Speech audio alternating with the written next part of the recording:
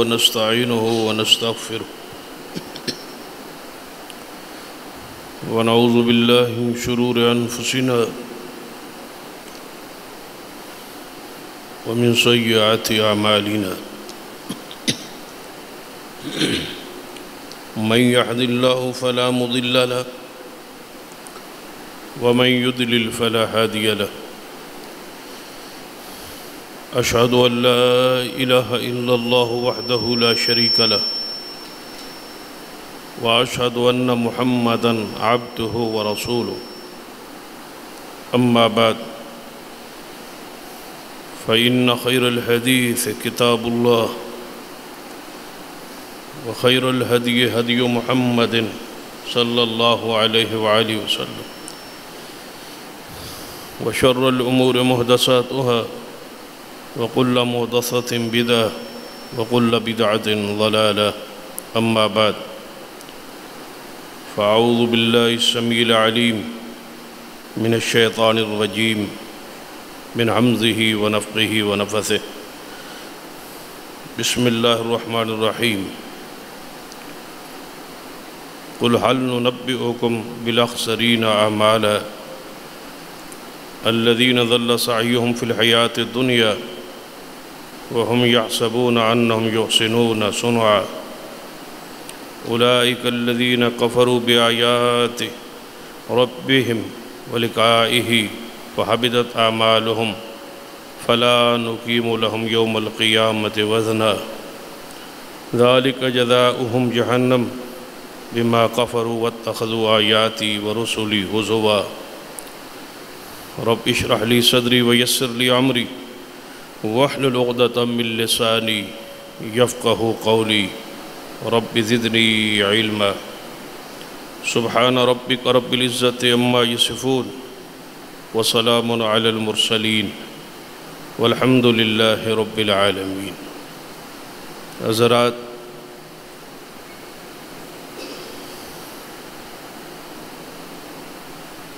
یقیناً قیامت والے دن مومن کے پاس نیک اعمال کا ہونا بہت بڑی سعادت ہے،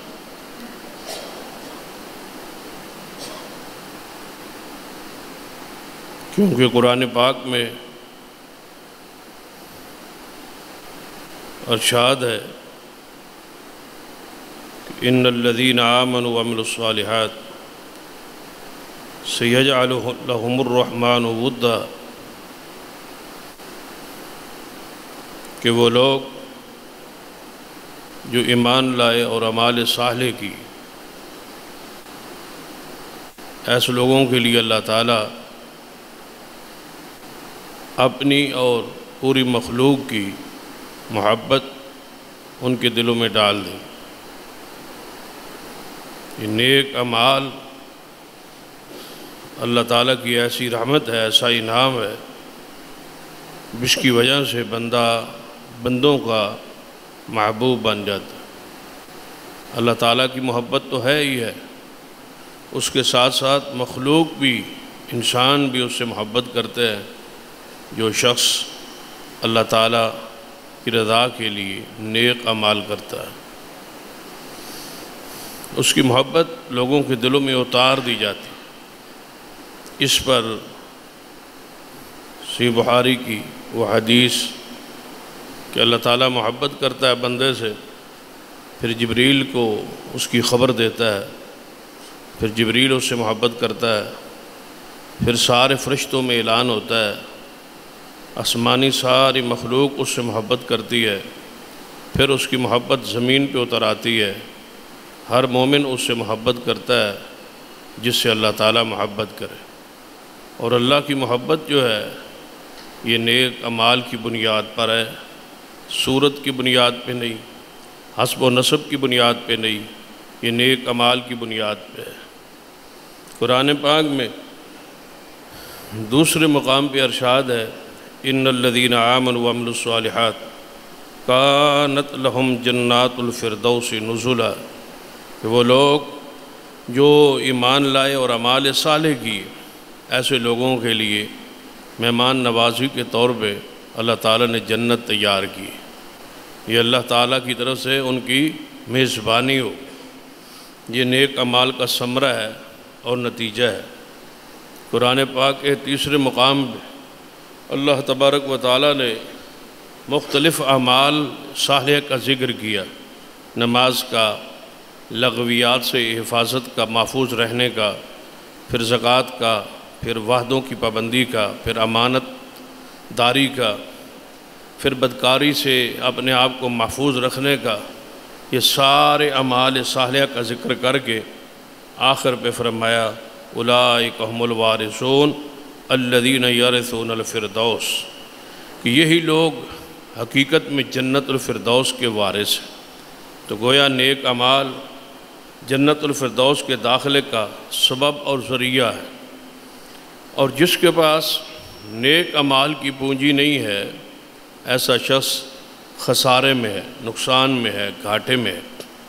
قرآن پاک میں ارشاد ہے والعصر ان الانسان لفی خسر، قسم ہے زمانے کی اور کہ یقیناً انسان جو ہے وہ گھاٹے میں ہے، نقصان میں ہے۔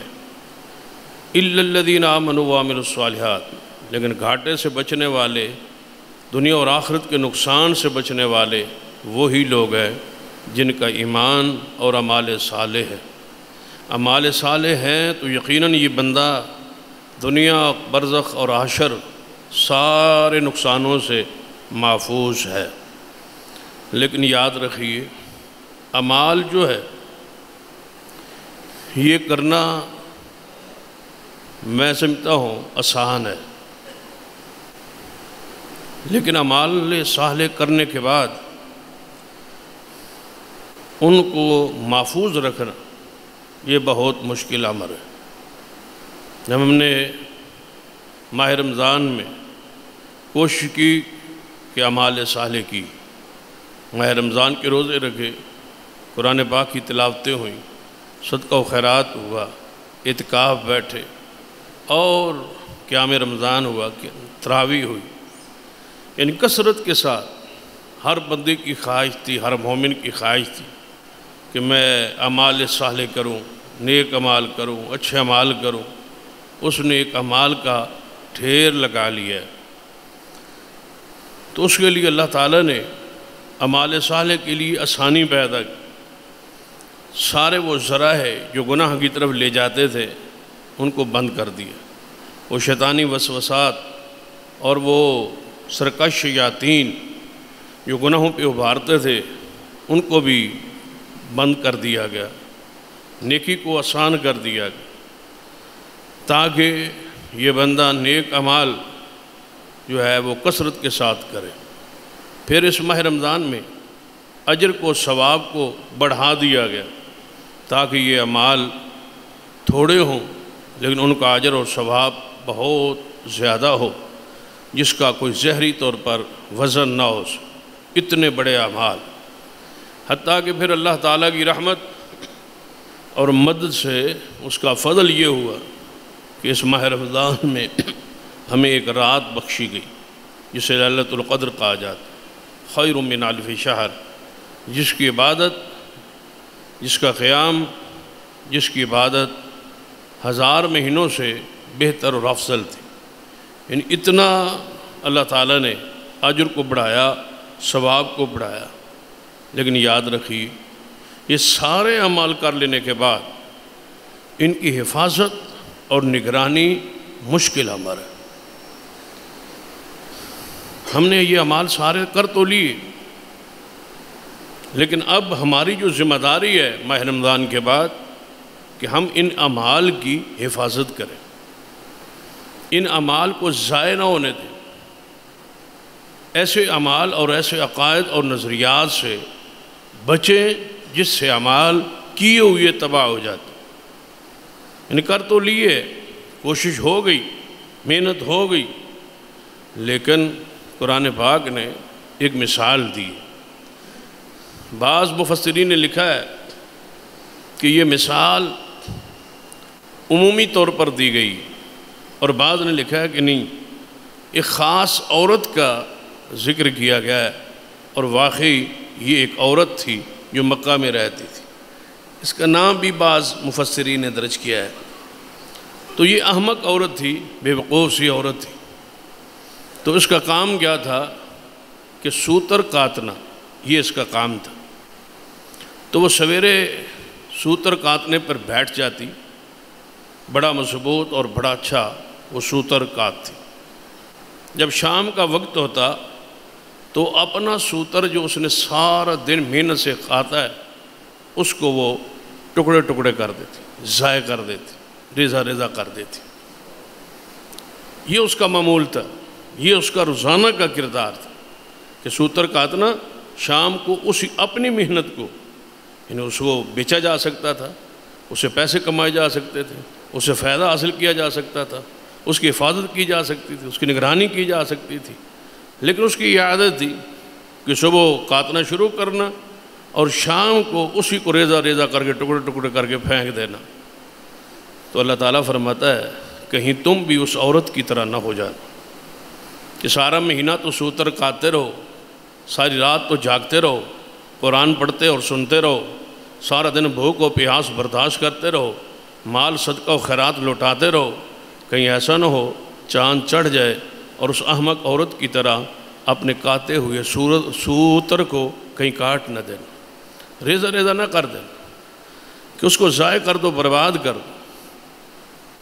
اصل نقصان یہ ہے کہ ہم نیکی تو کریں لیکن نیکی کو ضائع کر دیں، اعمال تو کریں لیکن اعمال برباد ہو جائیں، تباہ ہو جائیں۔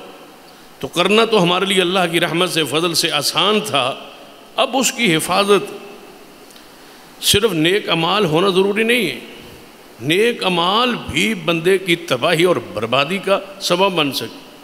یہ حیران کن امر ہے نا کہ نیکی تو جنت میں لے جا رہی، نیکی کا کام تو ہے کہ جنت کی میزبانی ہو، اللہ تعالیٰ کی محبت ہو اور بندہ اچھے انجام کی طرف پہنچے، لیکن دوسرا اس کا پہلو یہ ہے کہ نیکی انسان کو بعض دفعہ برباد کر دیتی، تباہ کر دیتی۔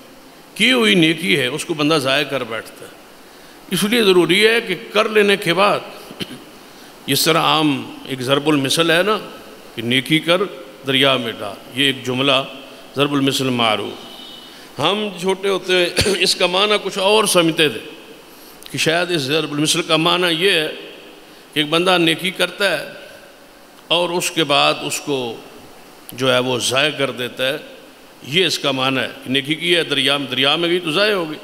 ہم بچپن میں اس کا معنی یہ سمجھتے تھے، لیکن اس ضرب المثل کا جو معنی علماء نے کیا ہے وہ بڑا پیارا ہے۔ وہ فرماتے ہیں کہ نیکی کر دریا میں ڈال کا معنی یہ ہے کہ جس طرح دریا میں کوئی چیز گر جائے تو آپ اس کو واپس ملنا آپ کو نہیں مل سکتی، آپ اس کو بھول جائیں کہ وہ آپ کو اب نہیں مل سکتی، وہ دریا میں چلی۔ نیکی کر ایسے بھول جاؤ جیسے آپ نے کی ہی نہیں، کہیں ضائع نہ کر دینا، اللہ تعالیٰ کی کھاتے میں تو وہ لکھی گئی ہے، اللہ کے ہاں تو وہ شمار میں ہے، اللہ تعالیٰ تو اس کو اجر و ثواب دے گا، اس سے تو کوئی چیز چھپ نہیں سکتی۔ لیکن تم بھول جاؤ نیکی کر کے، نیکی کو نہ گنو، اس کو شمار نہ کرو۔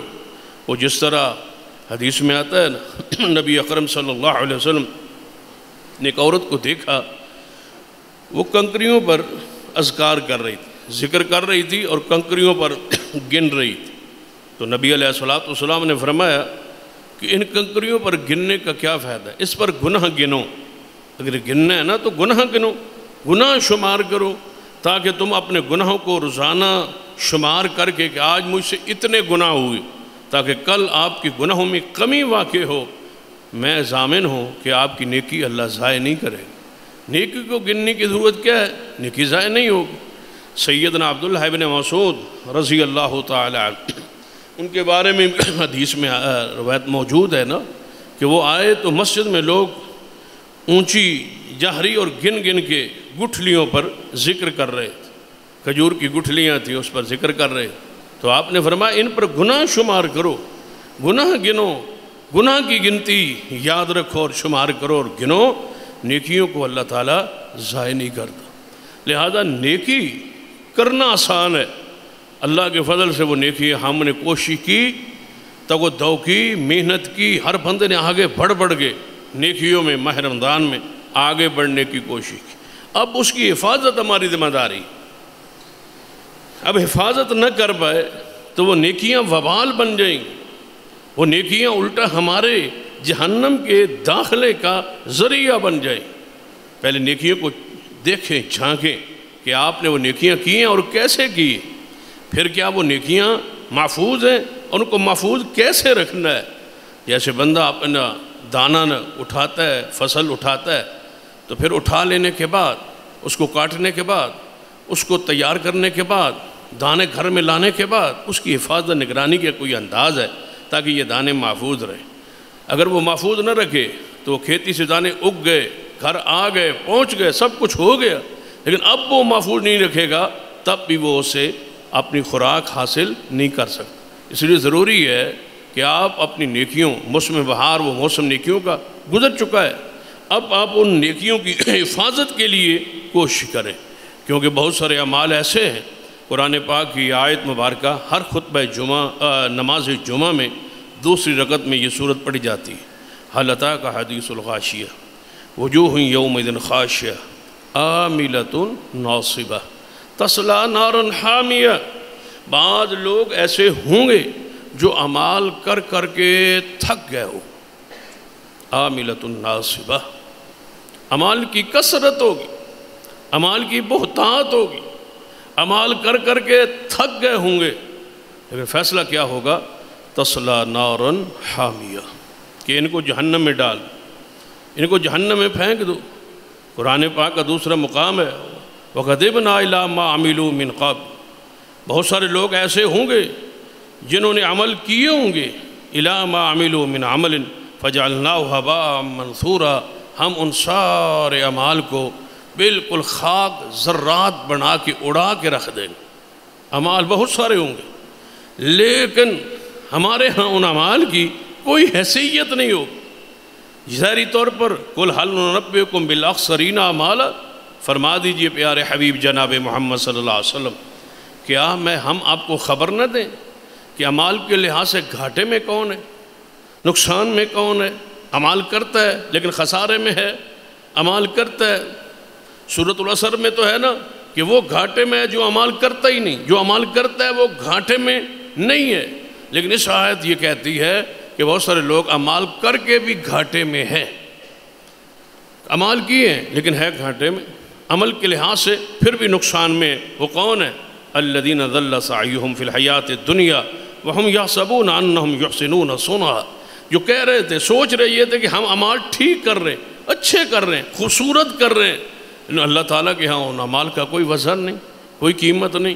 اعمال کیے ہیں، بہتات ہے، لیکن اس کی کوئی حیثیت نہیں. اس لیے ضروری ہے کہ ذرا آپ سنجیدگی کے ساتھ توجہ کریں اور سنجیدہ اس قرآن اور حدیث کے اس پیغام کو سنجیدہ لیں کہ ہم کہاں کھڑے، اپنے اعمال کے لحاظ سے ہم کہاں کھڑے، ماہ رمضان کے لحاظ سے ہم کہاں کھڑے.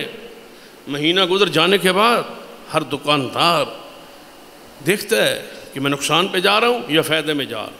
اگر نقصان میں جا رہا ہے تو آئندہ مہینے وہ بہتری کی کوشش کرتا ہے، اگر نہیں نقصان سے نکل رہا تو آخر وہ کاروبار بدل دیتا ہے، تبدیل کر لیتا ہے کہ میں نقصان میں جا رہا ہوں. وہ بھی بھلا کوئی تاجر ہے جو حساب نہ کرے، جو محاسبہ نہ کرے، جو یہ نہ دیکھے کہ میں نقصان میں ہوں یا فائدے میں ہوں. بھلا آپ ایمان کے لحاظ سے، عقیدے کے لحاظ سے، اعمال کے لحاظ سے کیا ہم اتنے بیوقوف ہیں کہ ہم نے کبھی سوچا ہی نہیں ہے کہ پورا مہینہ گزر گیا ہے اور ہم کہاں کھڑے؟ اپنا محاسبہ کریں، اپنے آپ کو دیکھیں کہ ہم کہاں کھڑے، کس مقام میں کھڑے. یاد رکھیے عمل اس کی حیثیت ہے. قرآن پاک کی آیات احادیث اس پر گواہ ہے کہ جس بندے کا ایمان صحیح ہو. اگر آپ کا ایمان صحیح تھا تو آپ کے اعمال قبول ہے. اگر ایمان درست نہیں تھا تو یقین جانے ان اعمال کی کوئی حیثیت نہیں. بڑے بڑے لوگ ایسے گزرے جو سخاوت میں، مہمان نوازی میں، خدمت خلق میں ان کا بہت بڑا مقام تھا، لیکن اللہ تعالیٰ کے ہاں ان کے اعمال کی دنیا میں ہی کوئی حیثیت تھی، شہرت تھی، وقار تھا، لیکن آخرت میں ان کا کوئی وزن نہیں ہے. اس کی بنیاد ایمان صحیح ہے. اپنے ایمان کو چیک کریں کہ آپ کا ایمان کہاں کھڑا ہے، وہ حدیث جبریل، اس پہ ذرا غور کریں جو صحیح البخاری میں، جس میں ایمان 6 چیزوں کو ایمان کے ارکان کے طور پر جو ہے وہ بیان ہوا ہے۔ اس میں اگر آپ کا ایمان درست ہے تو اعمال قبول ہیں، اور انشاءاللہ اگر باقی شرائط اس میں پوری ہیں تو وہ اعمال قبول بھی ہیں اور محفوظ بھی ہیں۔ پہلی شرط جو ہے وہ ایمان ہے۔ من عمل صالحا من ذکر او انثی وہو مومن، اللہ کہتا ہے مرد ہو یا عورت ہو نیک اعمال کرے، لیکن شرط یہ ہے وہو مومن، کہ وہ حالت ایمان میں ہو۔ فاولئک کان سعیہم مشکورا، ہم اس ایسے بندے کی کوشش کو قبول کریں گے، منظور ہے۔ شرط یہ ہے کہ وہ اعمال کرے، ومن اراد الآخرۃ وسعی لہا سعیہا وہو مومن، آخرت کا ارادہ کرے، کوشش کرے، اور اپنی کوشش کو اس حال میں کرے کہ وہ مومن ہو۔ مومن کا معنی کیا ہے؟ ایماندار ہو۔ ایمان کا معنی کیا ہے؟ جس چیز کو ماننا ہے اس کو صحیح معنوں میں ماننا ہے، جو اللہ اس کے رسول کی مراد ہے ویسے مان۔ سب سے پہلے ایمان کس پر ہے؟ اللہ پر، اللہ تعالیٰ پر ایمان، اس کا فہم ہو، ادراک ہو، سمجھ ہو کہ میں اللہ کو کیا مان رہا ہوں۔ صرف رٹی رٹائی بات نہیں کہ اللہ ہے بس میں نے مان لیا، باپ دادا کہتا تھا اللہ ہے میں نے مان لیا، نہیں، اس کی ربوبیت کو، اس کی الوہیت کو، اس کے اسماء و صفات کو پوری طرح جانتا اور پہچانتا ہو کہ اللہ کون۔ مثلاً آپ اپنے گھر میں ہے، اپنی ماں کے پاس بیٹھے، تو آپ ماں کو کیا جانتے نہیں؟ صرف یہ جانتے ہیں کہ ماں ہے اور عورت ہے، بس نہیں، آپ کو پتہ ہے اس کا ادب کیا ہے، اس کا احترام کیا ہے، اکرام کیا ہے، اس کی حد کیا ہے، اس کا درجہ کیا ہے، یہ کس طرح مجھ پر اس کی حرمت ہے، اس سے نکاح حرام ہے، اس کے معاملات ساری چیزیں آپ کے علم میں ہیں۔ جب علم میں ہی نہیں ہے تو ماں بھی گھر ہے، بیٹی بھی ہے، بیوی بھی ہے، جب تک ان میں فرق آپ کے علم میں، معرفت میں، آنکھ میں نہیں ہے تو کیا گھر کا ماحول چل سکتا ہے؟ سب کو آپ عورت ہی سمجھیں کہ ماں بھی ہے، بیوی بھی ہے، بچے بھی ہیں، سب ہیں، عورت ہی ہیں نا، سارے برابر ہیں؟ نہیں، اس آنکھ میں ایک معرفت اللہ نے رکھی ہے، بصیرت رکھی ہے، پہچان رکھی کہ اب میری نظر ماں پر ہے، اب بیوی پر ہے، نظر ایک ہے لیکن فرق ہے۔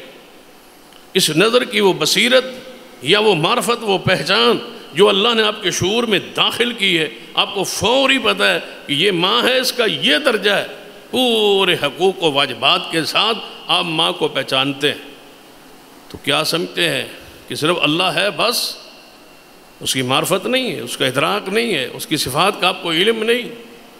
کیوں بندہ شرک کرے جب اللہ کی معرفت، جب اللہ کی معرفت نہیں ہوتی تو شرک ہوتا، اللہ کی پہچان نہیں ہوتی تو قبروں پہ سجدہ ہوتے، اللہ کی معرفت نہیں ہوتی تو شرک کے سارے دروازے کھلتے ہیں۔ جب اللہ کی پہچان ہی، چاہو ساری دنیا کے چکر لگا کے دیکھ لو، وہ لوگ جو شرک میں، اللہ کی قسم وہ اللہ کو نہیں جانتے، اس پر ایمان صحیح نہیں ہے۔ انبیاء پر ایمان ہے، نبی پر ایمان ہے، رسولوں پر ایمان۔ اب کیا سمجھتے ہیں عیسائی عیسیٰ علیہ السلام کو نہیں مانتے؟ مانتے۔ کیا یہودی عزیر علیہ السلام کو نہیں مانتے؟ مانتے۔ کیا ان نبیوں پر ان کا ایمان نہیں ہے؟ ہے، لیکن جس طرح اللہ کی مراد ہے ان کا ویسے ایمان نہیں۔ وہ مانتے ہیں لیکن اللہ کے جس نے ماننے کا حکم دیا ہے، جیسے اس نے کہا ویسے نہیں مانتے۔ ویسے مانتے ہیں جس کا ان کا ذہن کہتا ہے، جس کا نظریہ کہتا ہے، جیسا ان کا پوپ پادری کہتا ہے، جس کا ان کا اپنی پہچان کہتی ہے، وہ مانتے ہیں، لیکن ایسے نہیں مانتے جیسے اللہ کہتا ہے تو وہ کافر ہے۔ تو کیا ہم محمد مصطفیٰ صلی اللہ علیہ وسلم کو، رسولوں کو ویسا مانتے ہیں جیسے اللہ کی مراد ہے؟ اللہ کی مراد کے مطابق مانے تو ایمان ہے۔ اللہ انبیاء کے بارے میں کیا کہتا ہے کہ وہ میرے نور کا حصہ ہے؟ نہیں، اللہ تعالیٰ یہ کہتا ہے کہ سارے انبیاء مشکل کشا، حاجت روا، نفع و نقصان کے مالک ہیں؟ نہیں، یہ اللہ کی مراد نہیں۔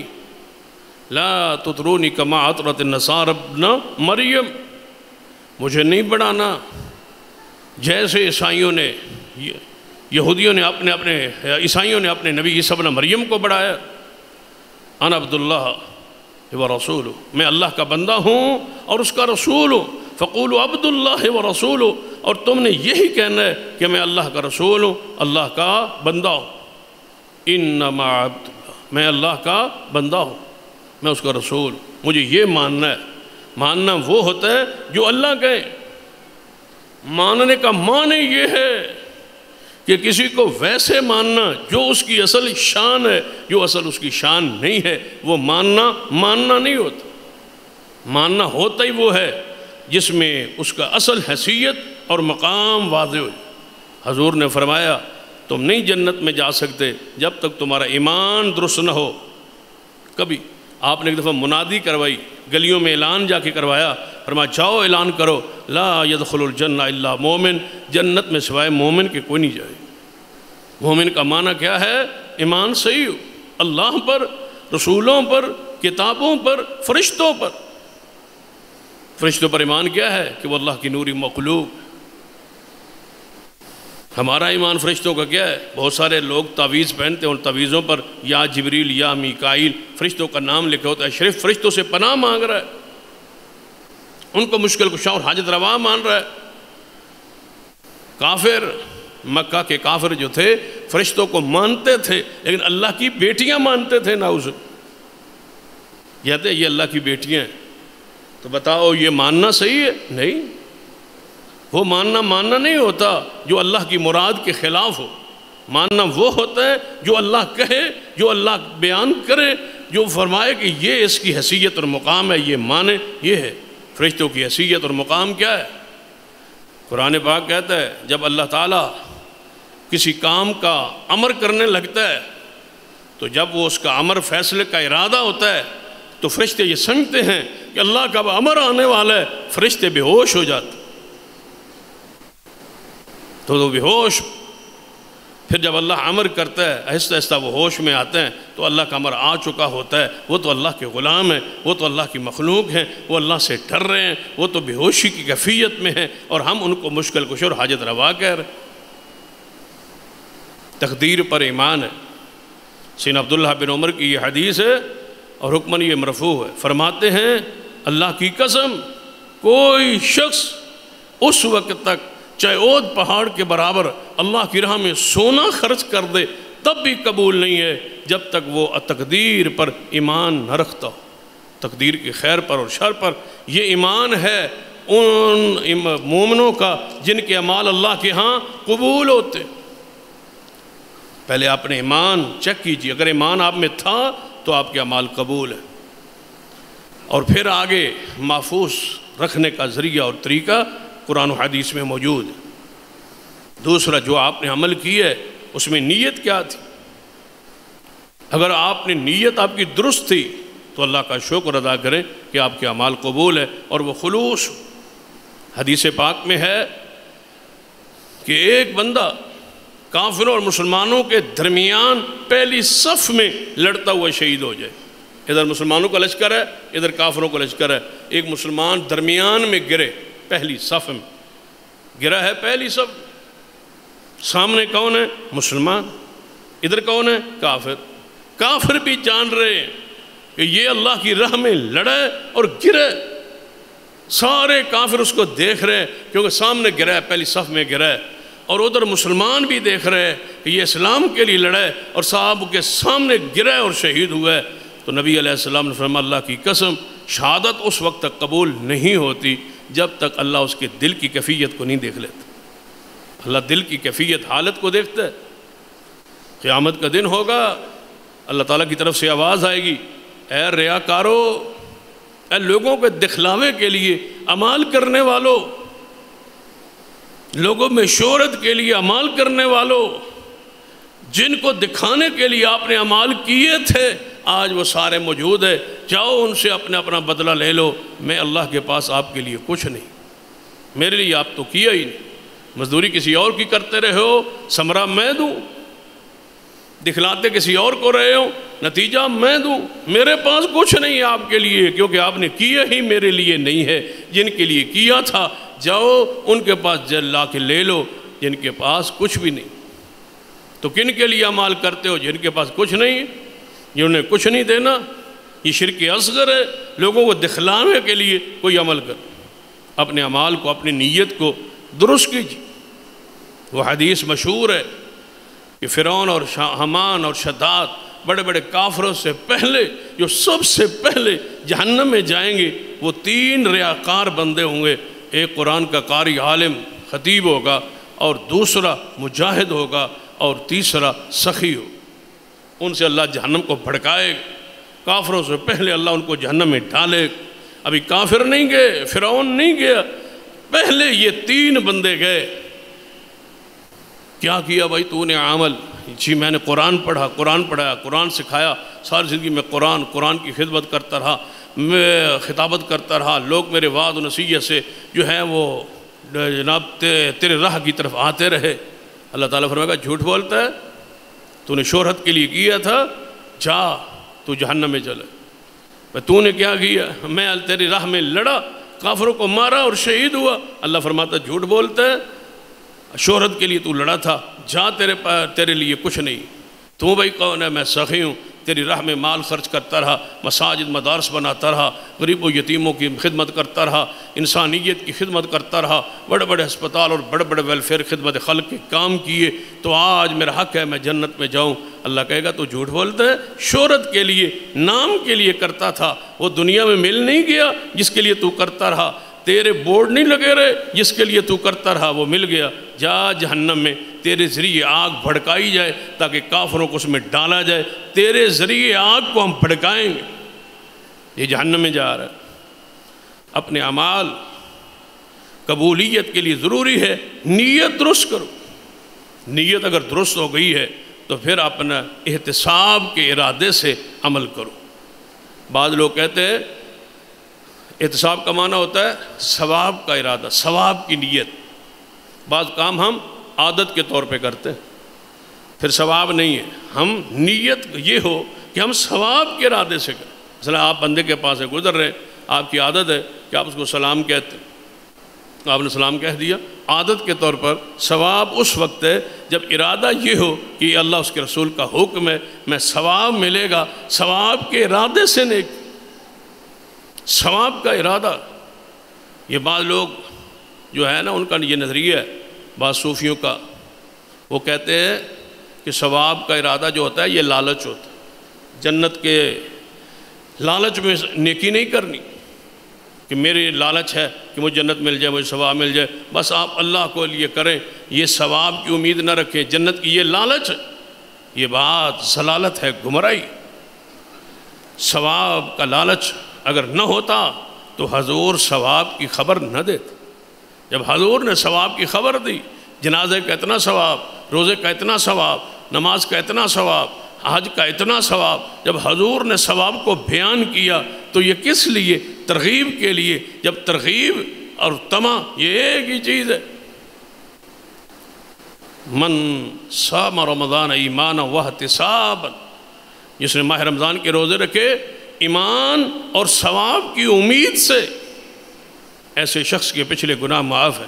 من قام لیلۃ القدر، جو لیلۃ القدر کا قیام کرے ایمانا واحتسابا، ایمان اور ثواب کی امید سے، ایسا شخص جنت میں جائے، ثواب کی امید۔ مسنون ہے، سنت حدیث ہے کہ نبی علیہ السلام فرمایا ایک شخص نبی نے، اللہ تعالیٰ نے اس کی آنکھیں لے لی، اب وہ اس پہ صبر کرے اور ثواب کی امید رکھے، صبر بھی کرے ساتھ ثواب کی امید رکھے، اللہ کے ہاں اس کا بدلہ سوائے جنت کے کچھ نہیں۔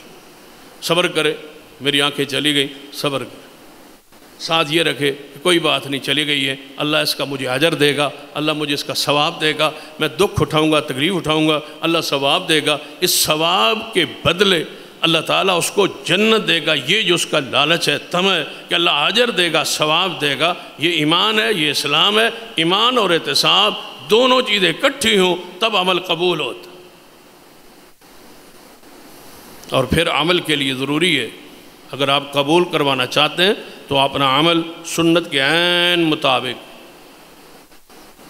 اللہ تعالیٰ اعمال، صرف اعمال نہیں چاہتا، الذی خلق الموت والحیات لیبلوکم ایکم احسن عملا، اللہ نے تمہیں بنایا اس لیے ہے اس موت اور زندگی کو تاکہ تمہیں دیکھے آزمائے کہ تم میں سے احسن عمل کون کرتا ہے۔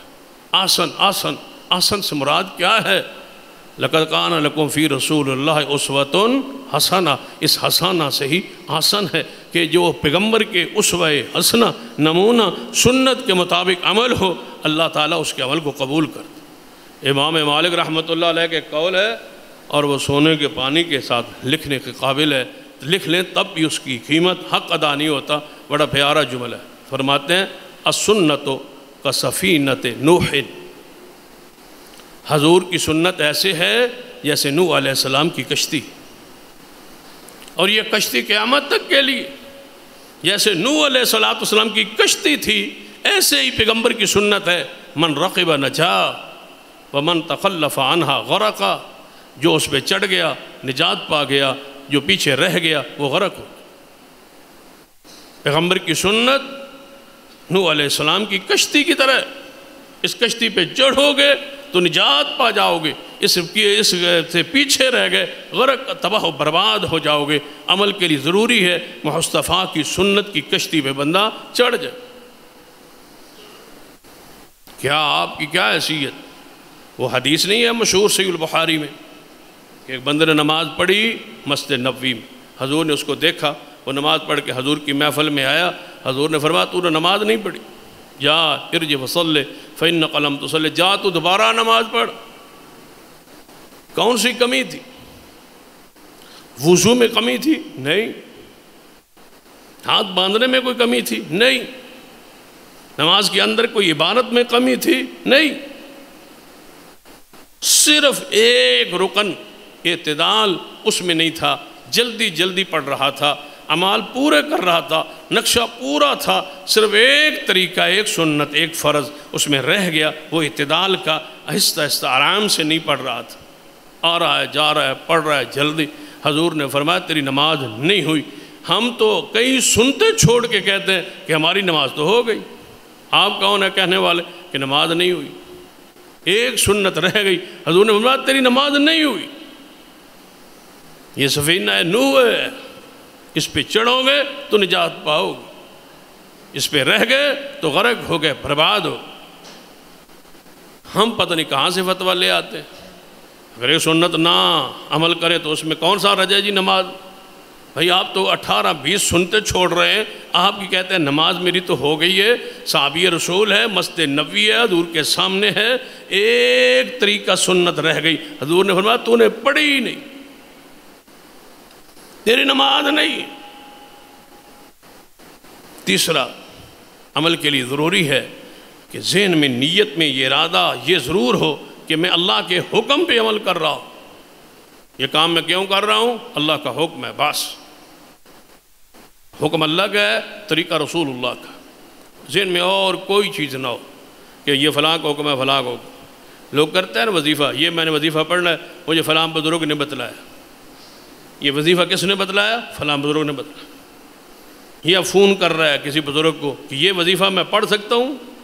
جی آپ پڑھ سکتے، مجھے اجازت ہے، مجھے اذن ہے، جی اذن ہے، اب میں وظیفہ کر سکتا ہوں، میں یہ دم کر سکتا ہوں، کیوں؟ مجھے بزرگوں نے اجازت دی ہے۔ یہ اجازت کیا ہے؟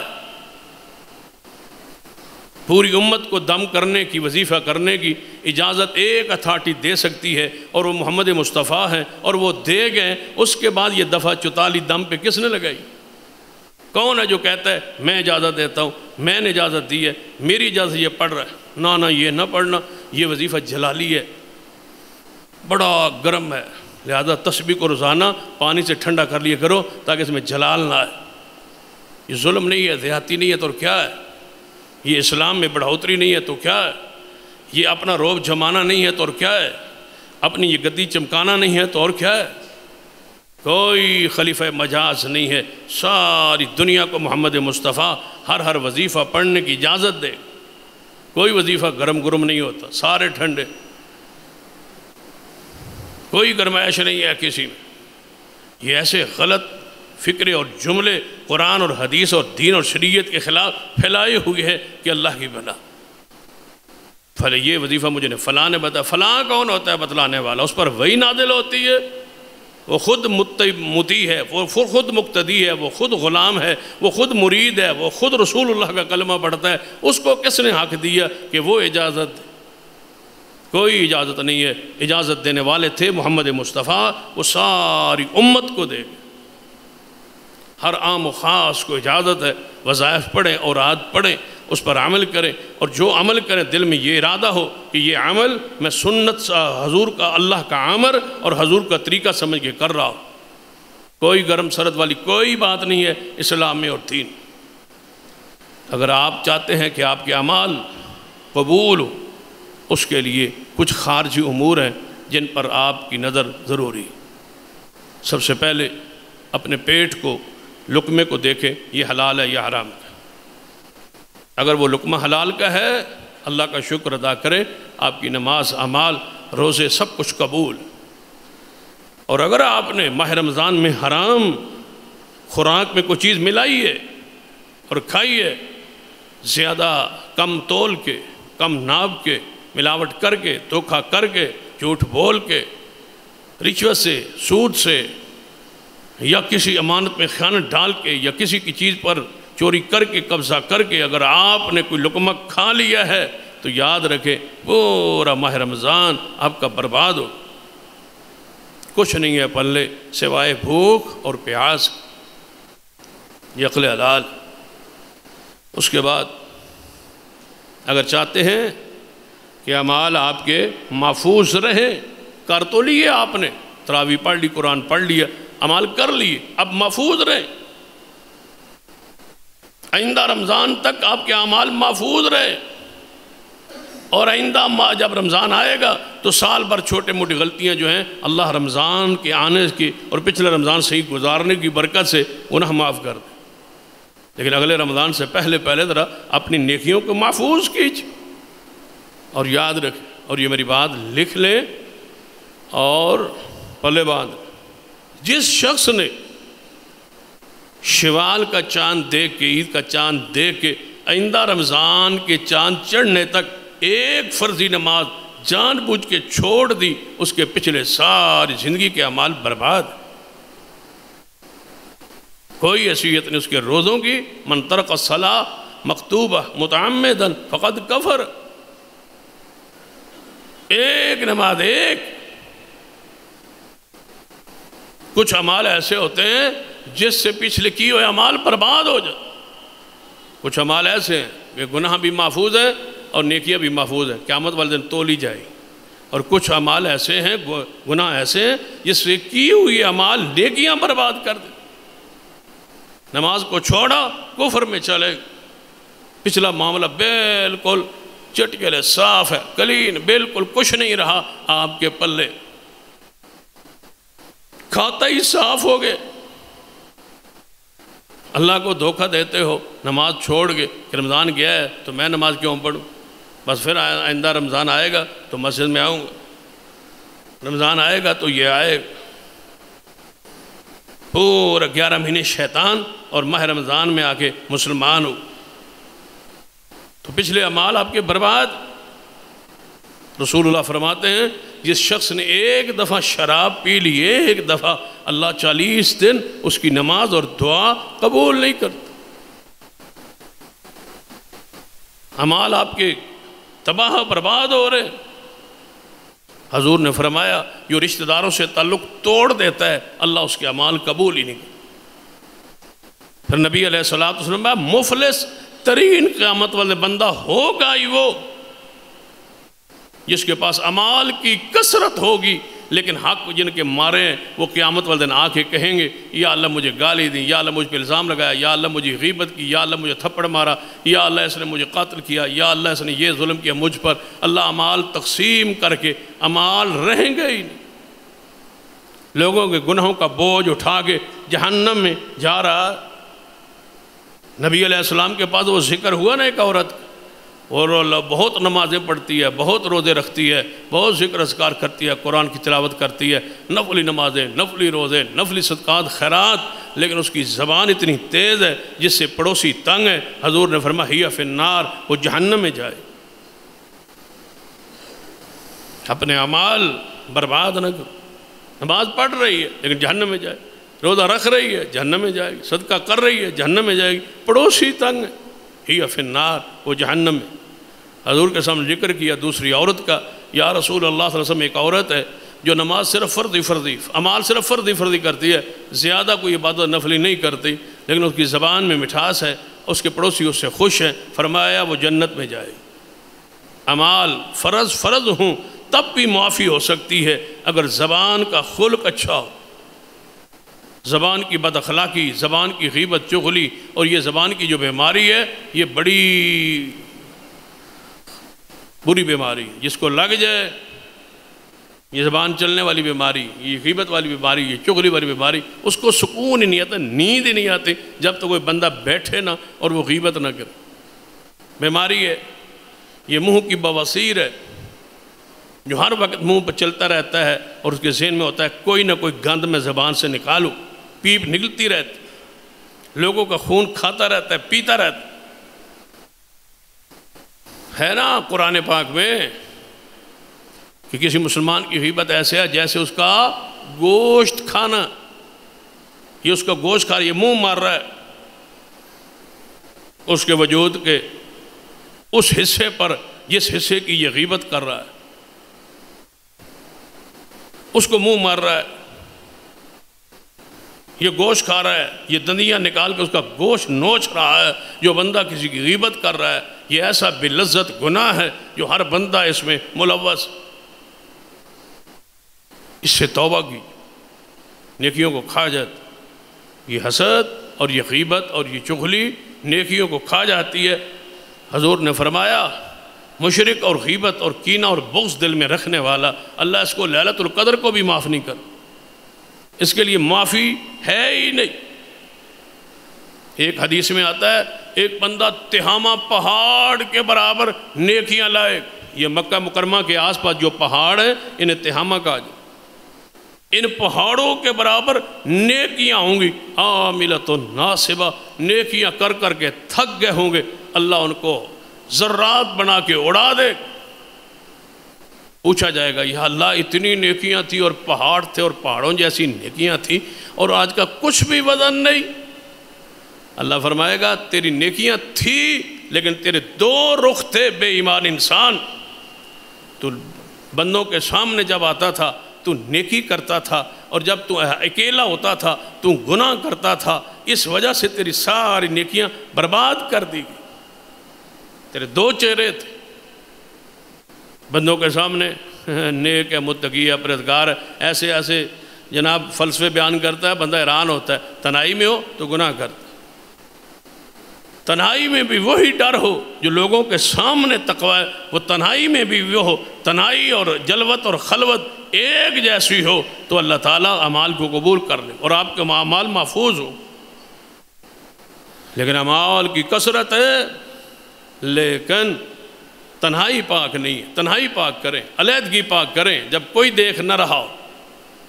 حدیث میں آتا ہے نا جب بندہ رات کو اٹھ کے قرآن کی تلاوت کرتا ہے نا قیام میں، وَصَلُّوا بِاللَّيْلِ وَالنَّاسُ نِيَامٌ، دنیا سوئی ہوتی، اکیلا بندہ اٹھا گھر میں وضو کیا، دیکھنے والا کوئی نہیں، کمرے میں اکیلا اٹھا ہے، اس نے وضو کیا، نماز شروع کی، قرآن شروع کیا، اب اس کو کون دیکھ رہا ہے؟ اللہ۔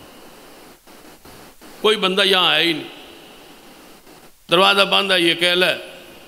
جب یہ اٹھ کے نماز شروع کرتا ہے نا، حدیث میں آتا ہے اللہ تعالیٰ ہنسنا شروع کر دیتا اور اس وقت تک ہنستا رہتا ہے جب تک یہ عبادت میں کھڑا رہتا ہے۔ اللہ کہتا ہے دیکھو فرشتو یہ میرے لیے اٹھا ہے، بس صرف میرے لیے اٹھا ہے، میرے سوا اس کو کوئی نہیں دیکھ رہا، میرے لیے اٹھا ہے، میں اس پہ ہنس رہا ہوں، میں اس پہ خوش ہوں کہ یہ میرے لیے اٹھا ہے، اس کو میرے سوا کوئی نہیں دیکھ رہا۔ اس وقت ہنستا رہتا ہے اللہ تعالیٰ جیسے اس کی شان کے لائق ہے، جب تک یہ اکیلا عبادت میں کھڑا رہے۔ اور ضرور ایک اور بات سن لیں آخر کہ اگر آپ چاہتے ہیں کہ آپ کے اعمال قبول ہیں تو پھر محفوظ ہو جائیں، تو پھر ضروری ہے کہ آپ اعمال کو جاری رکھیں۔ آپ کا خاتمہ اچھی حالت میں ہونا چاہیے، موت آئے اچھی حالت۔ ہر سوموار اور ہر جمعرات کو حضور روزہ رکھتے تھے، ہر سوموار ہر جمعرات، صحابہ نے پوچھا یا رسول اللہ صلی اللہ علیہ وسلم کیوں؟ آپ نے فرمایا ان 2 دنوں میں اللہ کے پاس اعمال جاتے ہیں، پیش ہوتے ہیں، میں چاہتا ہوں جب بھی میں محمد کا عمل پیش ہو تو محمد روزے سے ہو صلی اللہ علیہ وسلم، آخری اینڈ آپ کا اچھا ہو۔ انما الاعمال بالخواتیم، اعمال اصل وہ ہیں جن کا خاتمہ اچھا ہو، دوام ہو، ہمیشگی ہو، نماز پڑھتے پڑھتے حالت نمازی حالت میں موت آ جائے، یعنی کوئی نماز آپ کی چھوٹی نہ ہو، آخری نماز پڑھے موت آئے، موت آئے تو آخری نماز آپ نے پڑھ لی، جس کا وقت گزر چکا ہے وہ پڑھ لی ہو، آپ پر کوئی اللہ کی طرف سے عائد کردہ فرض اس کے ترک نہ ہو، اس پر موت آ جائے۔ ترکت فیکم امرین لن تضلوا ما تمسکتم بہما، 2 چیزیں چھوڑ کے جا رہا ہوں، ایک کتاب اور ایک دوسری سنت، جب تک ان 2 پر قائم رہو گے، تمسک، چمٹا ہوا رہو گے ان دونوں کے ساتھ، چمٹتے چمٹتے موت آ جائے، کبھی ہاتھ سے تمسک کتاب و سنت کا نہ چھوٹ۔ یا مقلب القلوب ثبت قلبی علی دینک، دعا کیا کرے اے دلوں کے پھیرنے والے میرا دل دین پر پھیر دے اور دین پر مضبوط کر دے۔ حضور فرماتے ہیں کچھ بندے ایسے ہوتے نیک اعمال کر کر کے بالکل جنت اور ان کے درمیان ایک ہاتھ کا فرق رہ جاتا ہے یا ایک بلشت کا فرق رہ جاتا ہے، اچانک کوئی ایسا عمل کرتا ہے اللہ وہاں سے اٹھا کے جہنم کا داخلہ دے۔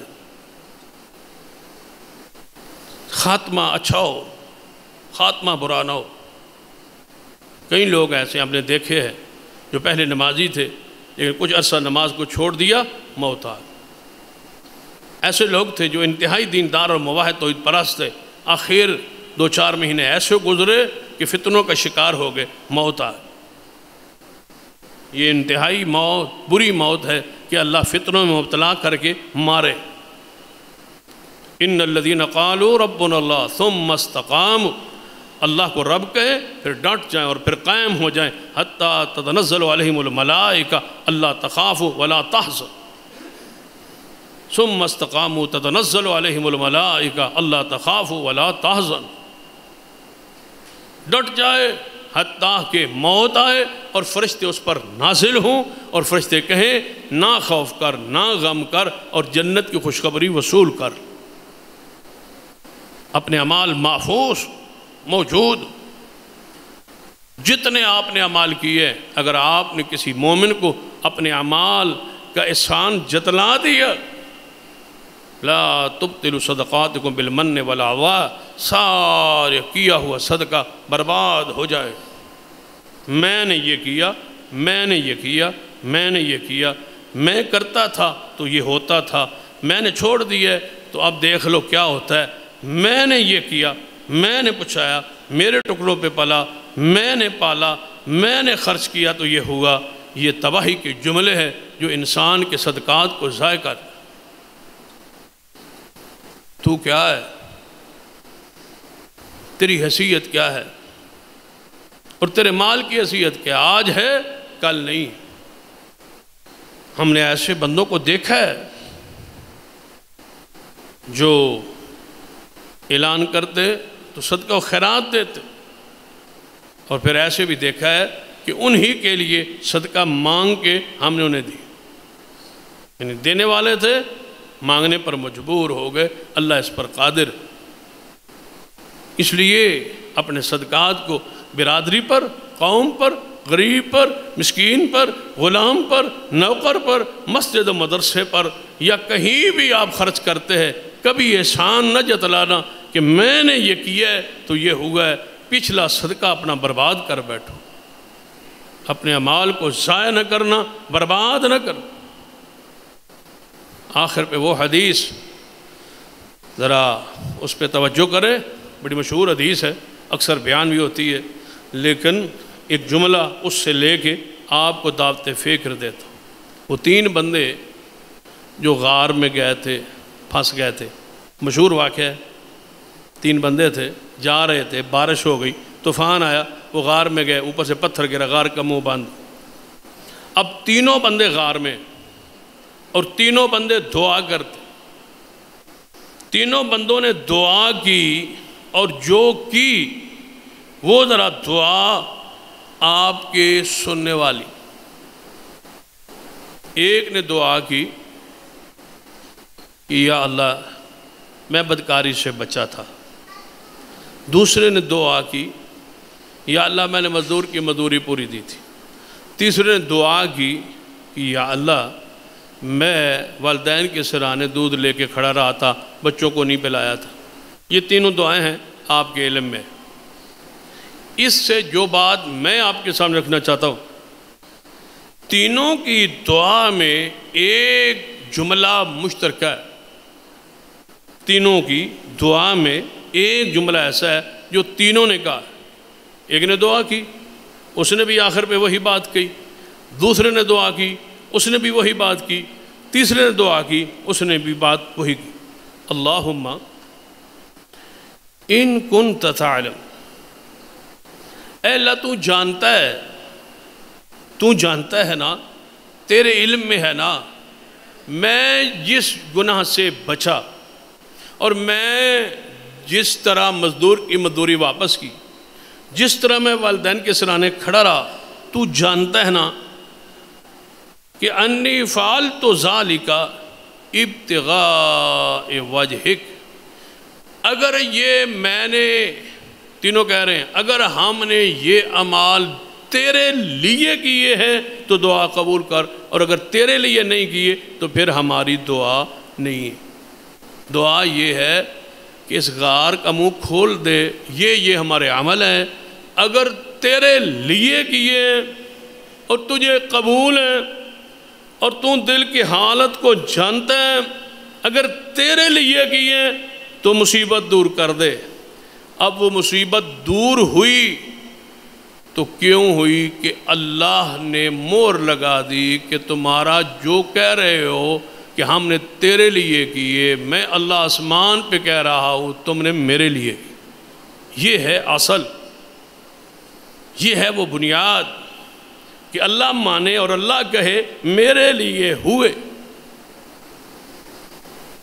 انہوں نے تو شرط لگا دی، اگر تیرے لیے کیے تو دعا قبول کر لے، اگر تیرے لیے نہیں کیے، کوئی ملاوٹ تھی، کسی کی اور بندے کی رضا اور خوشی کے لیے کیے تھے، تو پھر ٹھیک ہے تو نہ کر قبول.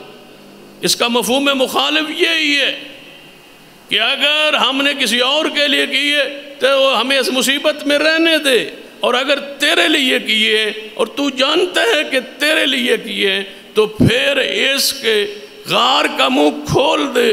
اللہ نے کھول کے بتلا دیا کہ تم تینوں بندے جو عام انسان اور سفر کر رہے ہو، میں اللہ آسمان پہ گواہی دیتا ہوں کہ تم تینوں کے وہ ایک ایک عمل میرے لیے تھا. اور اس حدیث سے ایک اور بات بھی ثابت ہوتی ہے، ایک ہی عمل کیوں نہ ہو، ایک عمل کیوں ہی نہ ہو اس کے لیے اللہ اس کے بدلے بھی مصیبتیں ختم کر دیتا. ایک ہی عمل کیوں نہ ہو، ایک رات کا عمل ہی کیوں نہ ہو، ایک عمل ہی کیوں نہ ہو اس کے لیے اللہ اس کے بدلے قبول کر کے جنت کا داخلہ عطا فرما دیتا ہے. کوئی ایسا عمل تو لائیے جس میں صرف اس کی رضا ہو تو اللہ تعالیٰ عمل کو قبول کر لے گا. اگر ماہ رمضان آپ نے گزارا ہے تو آپ ان نیکیوں کو سنبھالیے، حفاظت کیجیے، اپنے ایمان کی، اپنے اقوال کی اور اپنے کردار کی اور اپنے ان اعمال پر تسلسل اور دوام کی، تاکہ ہماری یہ نیکیاں محفوظ رہے. اللہ مجھے اور آپ کو توفیق عطا فرمائے. اقول قولی ھذا واستغفر اللہ لی ولکم ولسائر المسلمین.